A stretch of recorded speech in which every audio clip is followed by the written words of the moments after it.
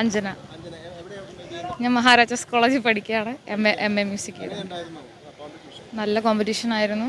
അതിലുപരി എന്താ പറയുക, ഇങ്ങനെ ഒരു വേദിയിൽ പെർഫോം ചെയ്യാൻ പറ്റുന്ന തന്നെ വലിയൊരു കാര്യമായിട്ട് കാണുകയാണ്. എല്ലാ വർഷവും വരാറുണ്ടോ? 3 വർഷമായിട്ട് ഇല്ല, ഞാൻ ഫസ്റ്റ് ടൈമാണ്.